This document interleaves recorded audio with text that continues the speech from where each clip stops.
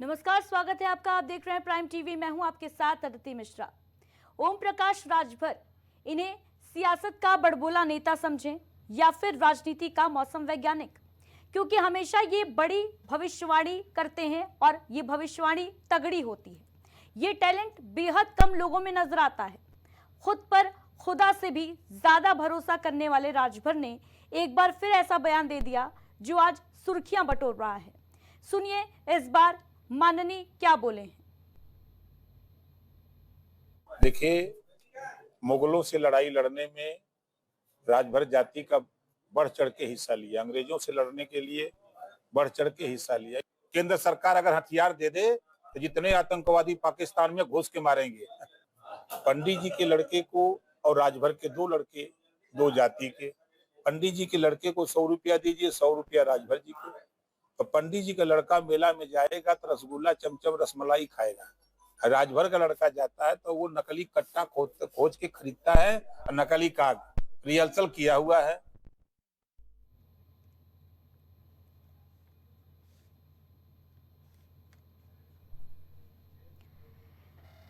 तो ओपी राजभर, ओम प्रकाश राजभर का बयान आपने सुना।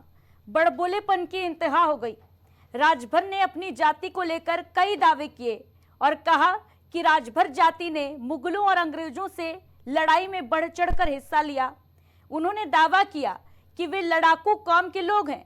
इसके साथ ही उन्होंने कहा कि अंग्रेजों ने उनकी जाति को क्रिमिनल कास्ट में रखा और संविधान में भी ऐसा ही लिखा गया। ओम प्रकाश राजभर का ये बड़बोला बयान, आए दिन अपने बयानों को लेकर ओपी राजभर जो हैं वो हमेशा सुर्खियों में रहते हैं। और अब एक बार फिर पहलगाम आतंकी हमले को लेकर ये बयान सामने आया ओपी राजभर का। उन्होंने कहा कि राजभर जाति लड़ाकू जाति है, उन्हें पाकिस्तान भेजा जाए लड़ने के लिए। इसके साथ ही उन्होंने ब्राह्मणों पर भी तंज कसते हुए कहा कि ब्राह्मण का बेटा जाएगा तो वो हथियार नहीं खरीदेगा, लेकिन अगर राजभर जाति का लड़का जाएगा तो वो कट्टा खरीदेगा। ओपी राजभर एक बार फिर अपने बयानों को लेकर सुर्खियां बटोर रहे हैं। अजीबोगरीब बयान ओपी राजभर का सामने आया है।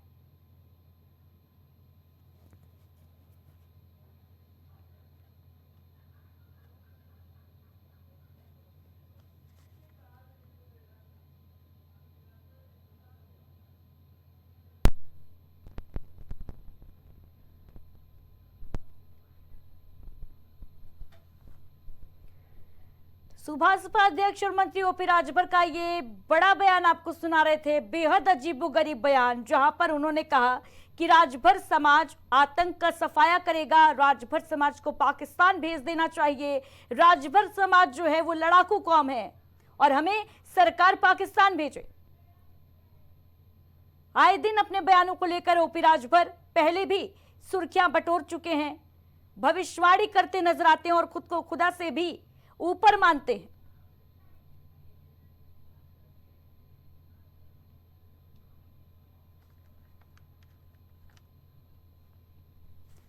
अपने बयान को लेकर एक बार फिर से ओपी राजभर सुर्खियों में हैं। उन्होंने साफ कहा कि राजभर का लड़का कट्टा खरीदेगा, बंदूकें खरीदेगा, राजभर के लड़के को पाकिस्तान भेजना चाहिए, राजभर समुदाय को, राजभर कौम के लोगों को पाकिस्तान भेजना चाहिए।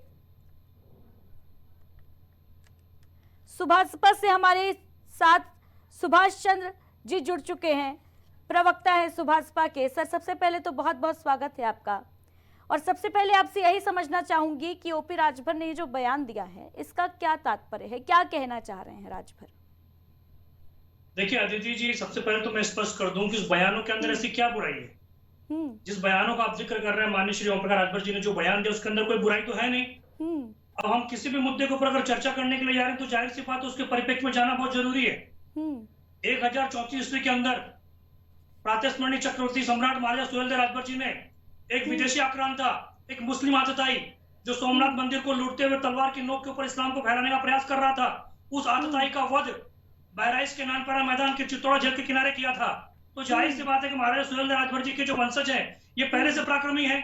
और अगर पाकिस्तान के अंदर आतंकवाद की अगर बात चल रही है, पाकिस्तान के आतंकवाद को सफाया करने के लिए हमारे नेता माननीय श्री ओम प्रकाश राजभर जी ने बयान दिया है कि भैया राजभरों के हाथ में बंदूक पकड़ा दो, हम पाकिस्तान के अंदर घुसकर आतंकवाद को सफाया कर देंगे। तो मैं समझता हूँ इसके अंदर ऐसी कोई डिबेट करने वाली बात नहीं है, इसके अंदर ऐसा कोई सुभाष चंद्र जी आप कह रहे हैं कि इस बयान में कुछ भी विवादित नहीं है। सबसे पहले तो मैं आपसे ये समझना चाहूंगी कि जो भारतीय सेना है, जल थल नभ सेना है जो भारत की, क्या उसमें कास्ट देखकर भर्तियां ली जाती हैं? क्या भारतीय सेना पर आपको भरोसा नहीं है? आप कह रहे हैं राजभर कौम लड़ाकू है, उन्हें पाकिस्तान भेज देना चाहिए। किस तरीके का बयान है ये? आदित्य जी पहले तो मुझे आप ये स्पष्ट कर दीजिए, क्या हमारे नेता ने ये बयान दिया था कि जातिगत आंकड़ों को ध्यान में रखकर या जातियों को सामने रखते हुए आप सेना के अंदर भर्ती करिए, चाहे वो जल सेना हो, थल सेना का क्या तात्पर्य? आप कह रहे हैं राजभर समाज को पाकिस्तान में लड़ने के लिए भेजा जाना चाहिए। क्या इसके लिए भारतीय सेना काफी नहीं है? हिंदुस्तान की सेना क्या काफी नहीं है? अदिति जी पहले तो मुझे बताइए कि आप सवाल पूछेंगे, जवाब सुनना है आपको या सिर्फ बिल्कुल, सवाल मैं जवाब ही सुनना चाह रही हूँ, जवाब दें। तो मैं जवाब आपको दे रहा हूँ, अगर इंटरप्ट करेंगे तो कैसे जवाब आप सुन पाएंगे? ठीक है, सुन रही हूँ। मैं आपको ये बता रहा हूँ कि क्या हमारे नेता ने ऐसा बोला है कि नहीं भारतीय सेना के अंदर चाहे वायु सेना हो, जल सेना हो, थल सेना हो, उसके अंदर जातियां देखकर भर्ती कीजिए, ऐसा तो उन्होंने कहा नहीं। और नहीं उनके बयानों के अंदर किस प्रकार की भावना छलक रही है जिसके अंदर उन्होंने सेना के ऊपर या हमारे देश के नौजवानों के ऊपर प्रश्न चिन्ह खड़ा किया हो, ऐसा तो उन्होंने कहा नहीं। उन्होंने पर्टिकुलर एक राजभर कम्युनिटी को उल्लेख करते हुए कहा कि अगर भारत देश की सरकार हमको अगर छूट दे तो हम भी सेना के साथ में जाकर पाकिस्तान के अंदर घुसकर आतंकवाद का समूल नाश करने का कार्य करेंगे। ये तो नहीं बोला उन्होंने कि नहीं सेना वाहिनी के ऊपर भरोसा नहीं, हमको देश के जवानों पे भरोसा नहीं है, हमको जल सेना पे भरोसा नहीं है, नभ सेना पे भरोसा नहीं है, वायु सेना पे भरोसा नहीं है। ऐसा हमारे नेता ने कोई बयान नहीं दिया है। अगर इस प्रकार के बयानों को लेकर आप कोई नजरिया तलाश करने का प्रयास कर रही है तो ये आपका बचकाना तथ्य हो सकता है। सुहेलदेव भारतीय समाज पार्टी स्पष्ट उल्लेख करती है कि इस प्रकार की जो चीजें हुई है उसको हमने इतिहास के अंदर देखा है। सुभाष जी भरोसा है सेना पर, ठीक बात है। राजभर का लड़का कट्टा खरीदेगा और पंडितों पर निशाना, ये किस लिए?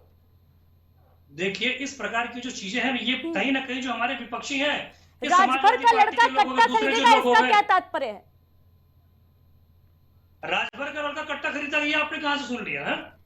मैं पीसीआर की टीम से रिक्वेस्ट करूंगी, एक बार फिर से ओपी राजभर जी का बयान सुनाया जाए। सुन लीजिए सर, आप भी सुन लीजिए। देखिए मुगलों से लड़ाई लड़ने में राजभर जाति का बढ़ चढ़ के हिस्सा लिया, अंग्रेजों से लड़ने के लिए बढ़ चढ़ के हिस्सा लिया। केंद्र सरकार अगर हथियार दे दे तो जितने आतंकवादी पाकिस्तान में घुस के मारेंगे। पंडित जी के लड़के को और राजभर के दो लड़के, दो जाति के, पंडित जी के लड़के को 100 रुपया दीजिए, 100 रुपया राजभर जी को। तो पंडित जी का लड़का मेला में जाएगा तो रसगुल्ला चमचम रसमलाई खाएगा।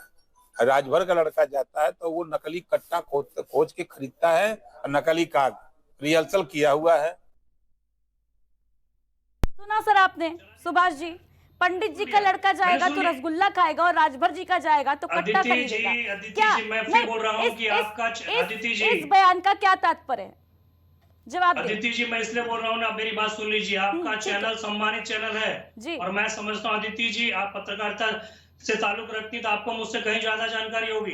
आपने बयान सुना के बहुत अच्छा किया, पीसीआर की टीम ने बयान चलाया बहुत अच्छा किया और मैंने सुन भी लिया। मेरे नेता माननीय श्री ओम प्रकाश राजभर ये कहा था कि एक राजभर के लड़के को 100 रुपया दीजिए और एक पंडित जी के लड़के को 100 रुपया दीजिए। पंडित जी का लड़का जाएगा बाजार के अंदर मिठाई उठाई खा के उस 100 रुपए को खत्म कर देगा, लेकिन एक राजभर का लड़का एक नकली कट्टा खरीदेगा, असली कट्टे का उल्लेख नहीं किया है, नकली कट्टा खरीदेगा, नकली गोली खरीदेगा और उसकी रिहर्सल करेगा यानी प्रैक्टिस करेगा।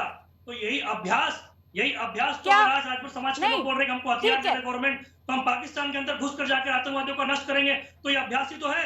और इस अभ्यास वाली चीजों को कि नहीं साहब उन्होंने राजभर साहब ने बोल दिया कट्टा ले लो, ब्राह्मण का लड़का कट्टा नहीं लेगा, सुभाष चंद्र जी, कट्टा लेगा। सुभाष चंद्र जी ठीक है, मैं समझ गई हूँ कि आप तरीके से ठीक है सुभाष चंद्र जी, ओपी राजभर जी के बयान पर मिट्टी डालने जैसा कुछ भी नहीं है। आप अपने बयानों को ठीक से नहीं रख पा रहे हैं। बहुत बहुत शुक्रिया आपका हमारे साथ जुड़ने के लिए।